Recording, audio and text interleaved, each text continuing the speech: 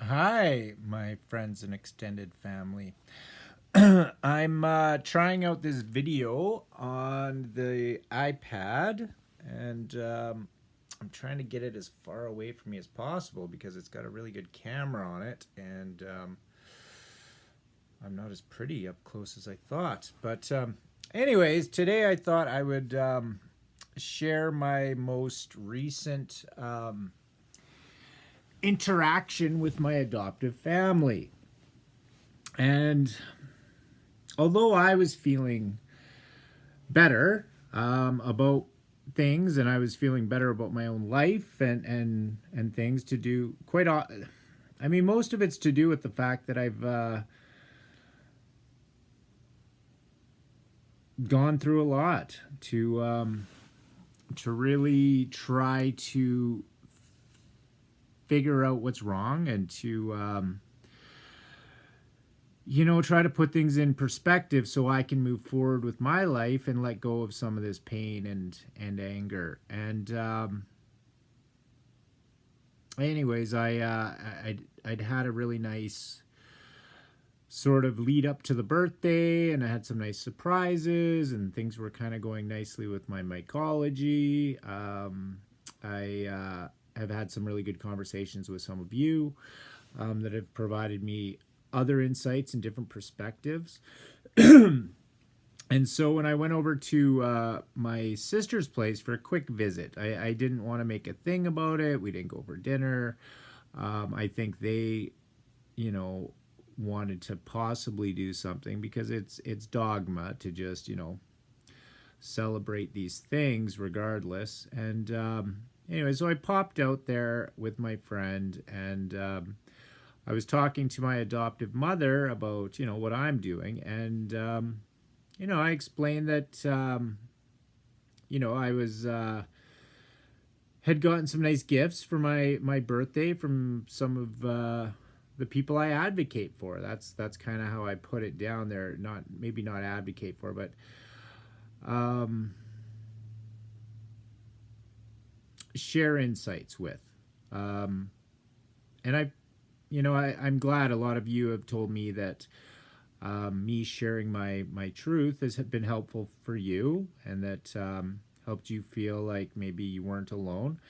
And I understand that. I mean, I felt alone my entire life. You know, me, my actual self, has had to hide, right? I mean, that's just it. I've had to hide my actual self, pretend to be this adopted character for these pretend parents, and that was my life. I didn't bond with them. Um, you go over to some people's house, and if you don't like it, you leave. Yeah. But what if you can't leave? What if you can't leave for 18 years? Make the best of it. That's what I tried to do. I tried to run away. I don't know what to say. Like, I mean, it wasn't happy for me. And so, anyways, I explained that I was involved in anti-adoption advocacy. I explained that I was sharing my truth, and trying to expose some of the corruption that goes on in adoption, trying to expose some of the lies, trying to expose some of the truths. So I explained that this is the thing. I've had to study some psychology, like go through substance abuse recovery, etc., etc., etc. And I've found a purpose that makes me feel good about myself, and brings me closer to insightful people who have also come to these conclusions. And anyways, it turned into a big argument, and it was basically, oh well, I really love adoption because then you're my son. I like, open your ears. please and thank you. Like,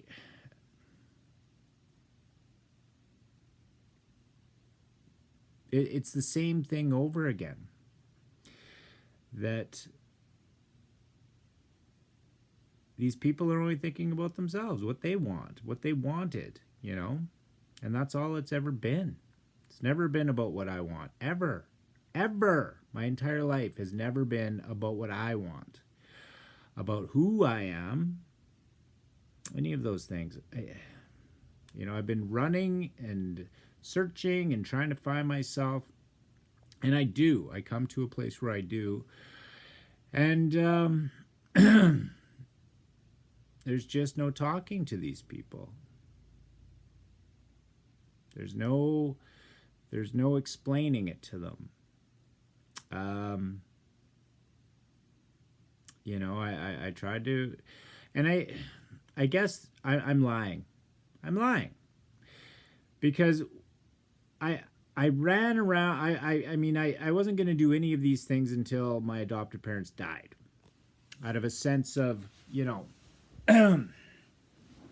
what do you call it? The Stockholm Syndrome, right?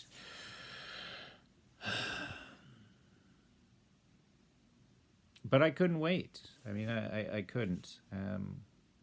I needed to move on with my life and do my things.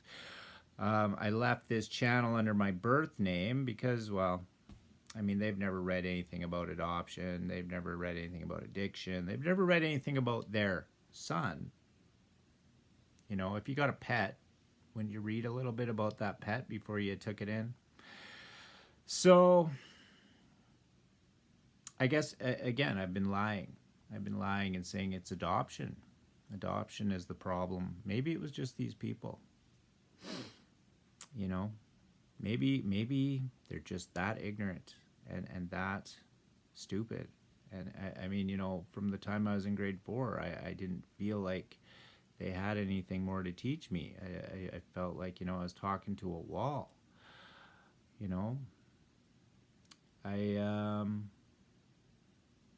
don't know. Maybe it's just time to cut my losses. Just cut ties. It's not a give and take relationship at all. Yeah, I don't know. I don't know. I sat there trying to give these people an out. That it's adoption. It happens to rich parents, poor parents, whatever. The kids are adopted. They're going to suffer. They're going to have problems, and that's it.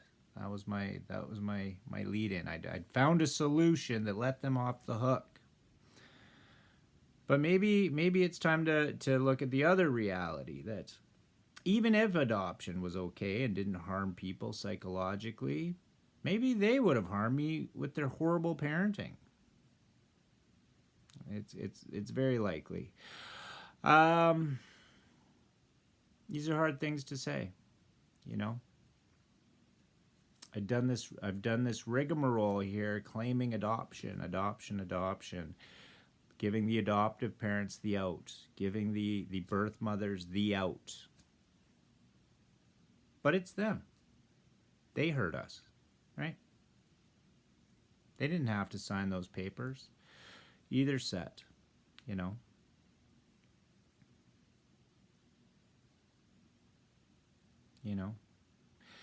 So anyways, I'm trying to put these things into perspective, and maybe it's time to get really honest. Really, really honest.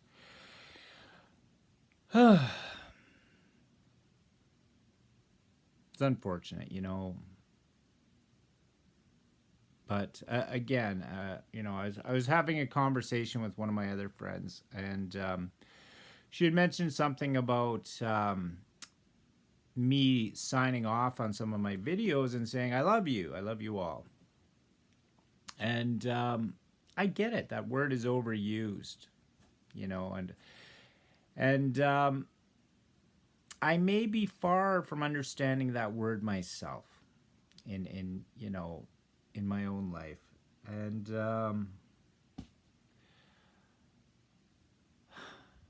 I can only imagine though, that you folks, you people, your insights, your sharing, your struggles, your honesty, your perseverance through your own pain and your own struggles. Um, you know,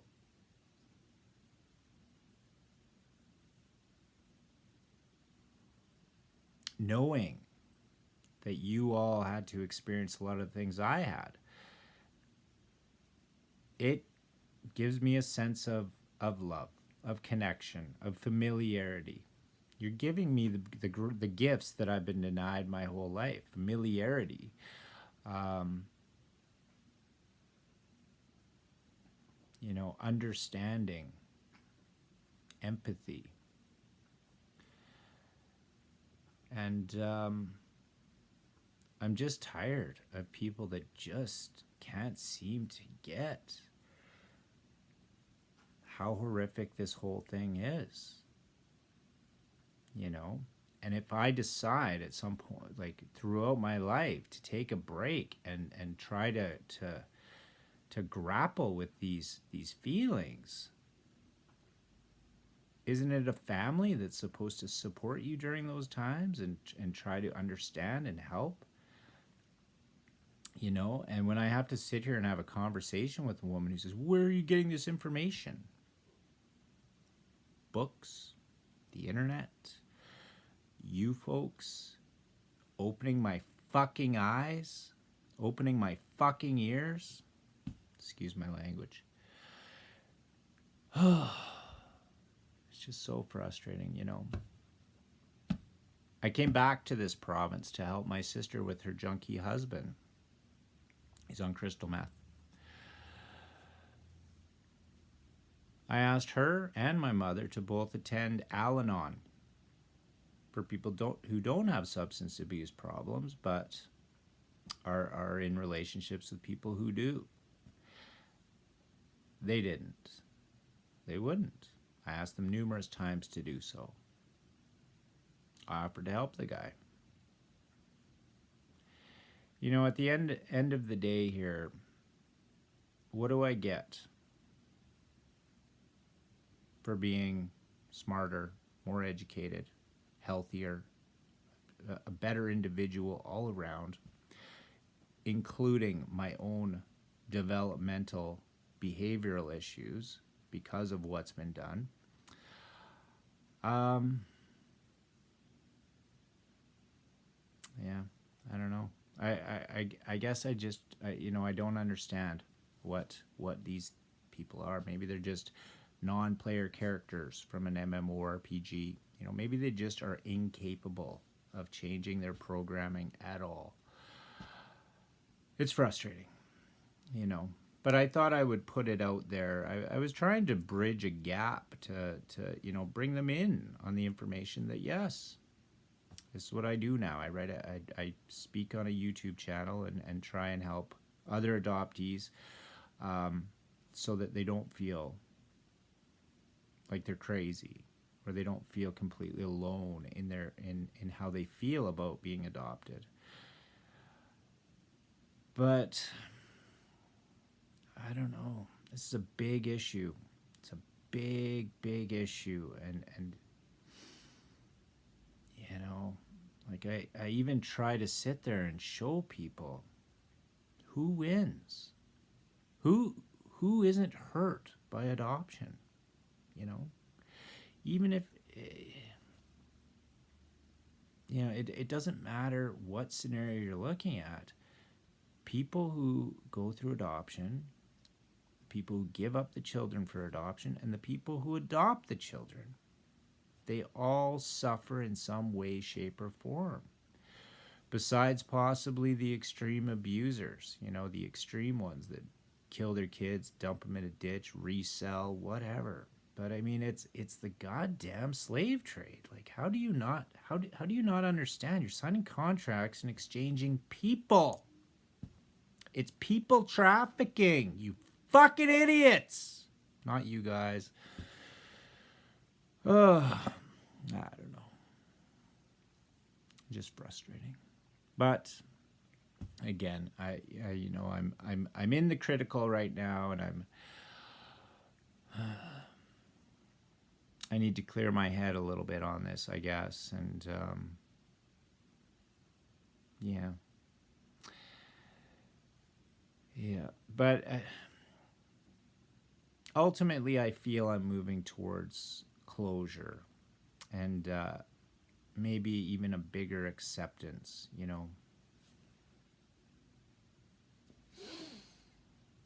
Yeah, I've absorbed a lot over the last few years, and sometimes when I apply what I've learned to the world, and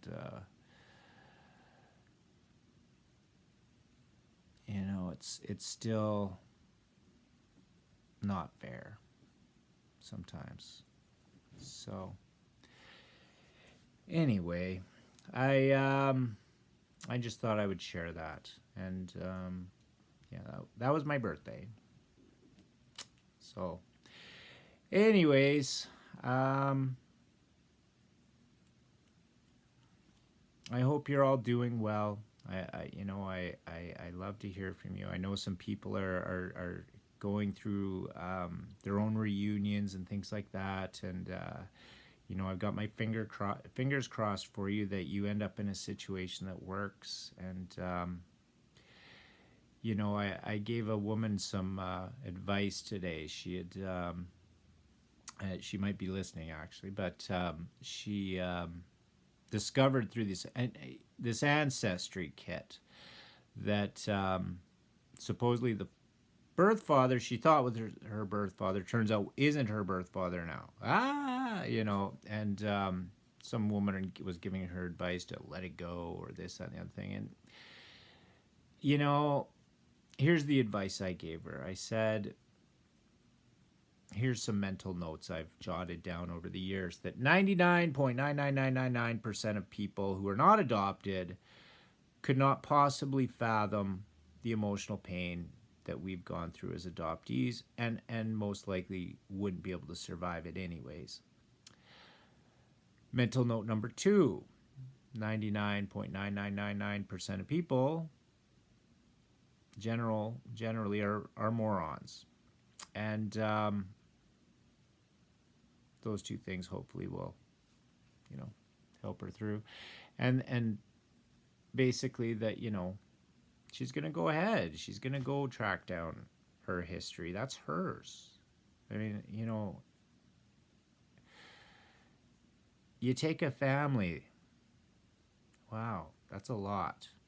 But then to take your history as well, I mean, that's the big slap in the face, isn't it? So, yeah, it's hard to compartmentalize this once you really open it up and look at it and see the horror of it, and the secondary horror is that no one else seems to think it's a bad thing to lose your entire family right off the hop in your history. And some of us, even our names were taken, the living Cabbage Patch dolls that we are.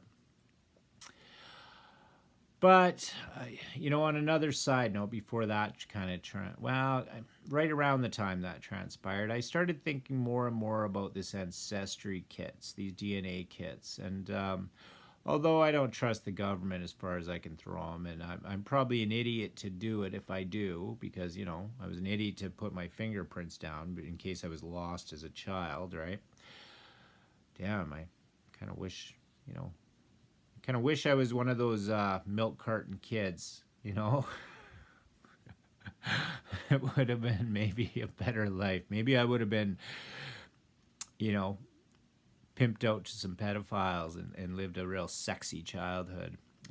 And that might sound ridiculous to some of you, but I dated a woman who was a child prostitute that grew up. I met her when she was 17 and I was 19. And she was stolen from Turkey by her uncle at 5, and then went to Russia and China and then was brought to Canada, where she escaped here. She spoke Chinese, Russian, English, and probably Turkish, I imagine. Um, could kick, she knew Kung Fu, could kick my ceiling. Wow, what an amazing creature. Um, that might sound silly, but it would have been a more interesting and educational life. But anyways, yeah, I think I'm probably an idiot to do it. But at the same token, as an adoptee, what options are you left when the gatekeepers, i.e., your birth mother and father, just aren't ready to understand what we went through and let us back into the fold? My birth mother is wrecked as a person, anyways, and I, I I guess I guess she's a narcissist or something, but I don't know what the hell they are, but they're mentally not very sound. Um, but they're unaware, which makes them dangerous. Um, anyways, I babbled on for a long time. I'm okay. I'm okay. I yeah. I'm glad you guys are all there, and thank you very much for all your kind words and comments over the last few years. And I'll try and get this straight and figure out what to do with it. Thanks. Have a great night. Love you all.